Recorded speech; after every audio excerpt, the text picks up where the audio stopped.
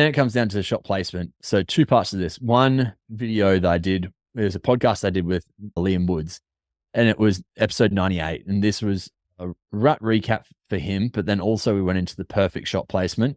And I did a separate video, like I've snipped just the video out, and something that you should watch and watch on repeat probably 2 or 3 times. It's definitely something I took a friend out for his very first hunt a few weeks ago.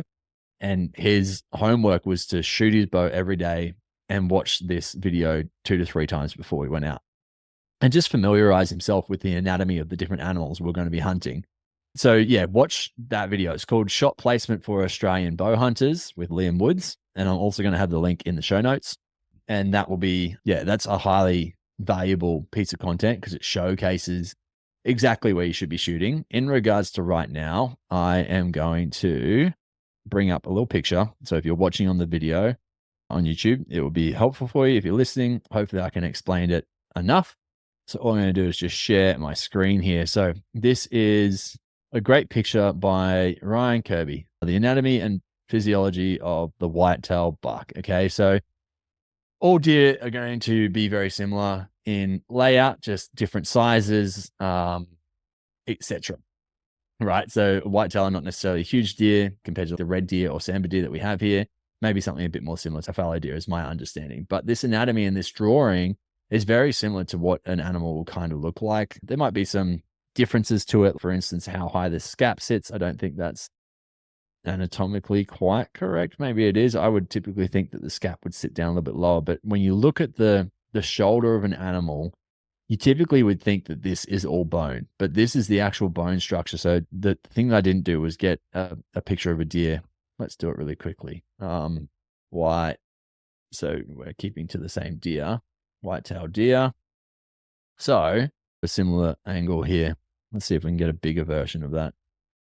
Damn it, not really.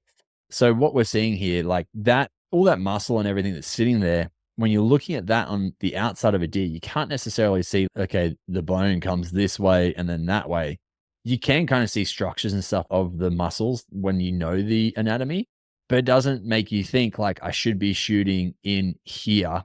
Okay, so if we jump back to this process, if we jump back in here, your heart kind of sits, and one concept that often gets said is go to the bottom of the deer, a third of the way up, and the center of the front leg. That's kind of like the perfect shot. So a third of the way up, center way through the front leg. That's your perfect heart shot on most critters. And if you're aiming for the heart on a deer and the deer ducks down, the thing is that the lungs sit above it, and you typically, even if it ducks, say it ducks, I don't know, a few inches, you're still going to hit the lungs. And that's a great part about it. So as a concept, what they call here is the triangle, the magic triangle. And essentially what the magic triangle is the part that encapsulates all of the vitals in this position. So you've got your heart, your lungs, your liver all the way back here, and then your guts all the way back here. We do not want to be shooting liver or guts, ideally. We're aiming for either the heart or the lungs. And then as the body of the animal changes, the vitals do not change position. So what we're then thinking about is if an animal is on a different position. So let's have a look at this top-down view here. If you can think this is where the heart is in the middle, it's still sitting at a third of the way from the bottom, okay? But it's in the center of the body here.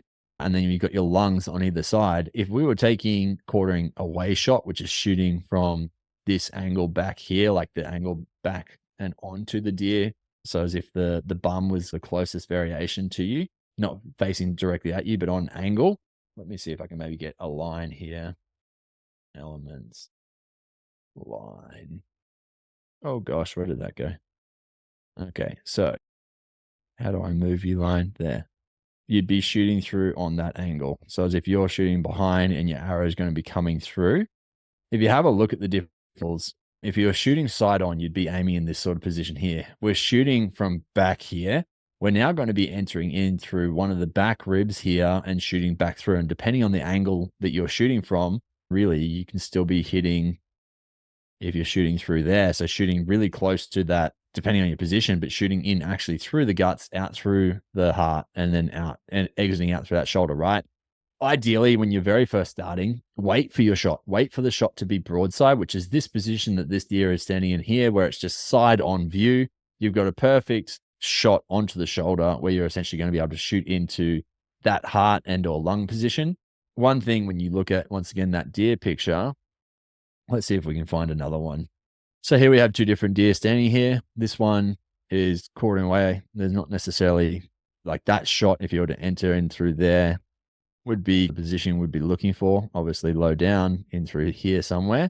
This deer is more of a broadside shot, which is what we want to be aiming for. And this, as a deer, if you're shooting a goat or like a really shaggy boar or something like that, shaggy pig, the hard thing is that you can't necessarily always make out these little muscles and lines and bits and pieces.